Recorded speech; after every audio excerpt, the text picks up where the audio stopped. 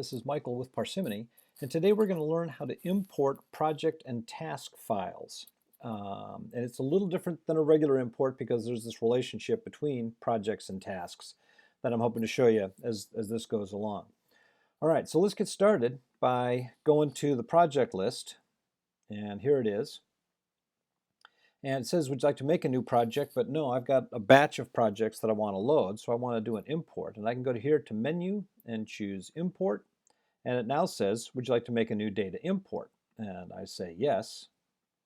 And I attach the file, and I've got it set aside here. It's this one called Client Project Astana. You need to know that if you're doing projects and tasks, projects have to go in first because tasks are related to projects, and if there's no project there, it'll break. So you have to load projects first, and I'll show you that. So here's our file. Let's go ahead and upload it. And sure enough, it's been attached to this client record as a file. And there it is. If I need to do it over, I can delete it. We're going to update records because we are creating new records here. And we don't want to check this because otherwise, if it doesn't see a current record, it won't fix it. So we do want to create new records. We don't want to skip rows with errors because we need to know whatever happens. We do want to submit after importing. That means we don't have to go back and save each project as we go. I don't want to ignore encoding errors, and I don't want to send emails at this time because I'm doing a batch of them, and that'd be a bunch of emails going out.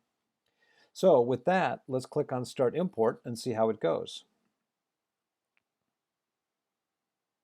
And it turns out it was successful. Now, what you don't know, video viewers at home, is that this is the third try, but we got it to go, okay?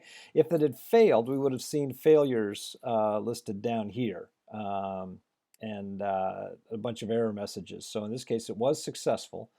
And so we can go now to the project list that we were on before.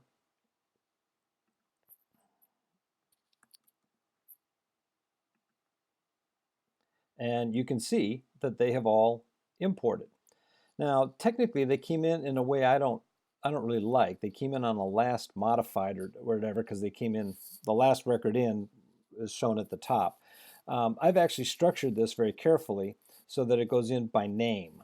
And I can do that and then change the order. And you see it starts with a week before the implementation, and then it goes down to the Friday before, and then the Monday after, and we're on our way. So I've got all of my projects in there, and that's pretty exciting. So now let's attach the tasks. So we'll go to Task List, and you'll see there are no tasks. It gives me the option to make a new one. Again, I want to do this in batch mode, not one at a time. So I'll come back to the menu, and I will choose Import. And now it says, would you like to make a new data import? I'll say yes. The document type you'll see has changed from project to task. There's a little bit different file format when these come in. And then we will attach. And if you were looking carefully last time, you know that I've got a separate spreadsheet set up for tasks right there. So we choose that. Everything looks the same. Let's upload that file. And it looks like it's good there.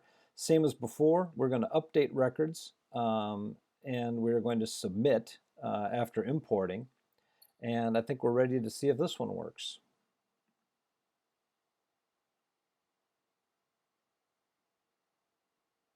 So far, so good. Hey, we got it again. Successful. That was pretty exciting. All right. So with that, let's go here and check on the task list.